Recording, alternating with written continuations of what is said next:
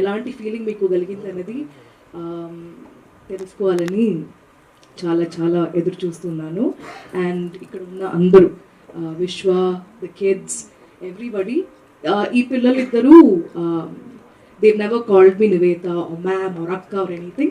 Through the course of the entire shoot, na nammane pilcharu, and I really felt happy about that because even during the course of filming, oka thought asalu it didn't go out at all. And ilanti stories raavadam, Telugulo raavadam, adi Rana back cheyadam, it is a blessing because ఒక్కొక్క content మీరు చూస్తున్నప్పుడు మీకు కూడా అలాగే అనిపిస్తుందనే నమ్మకం నాకుంది.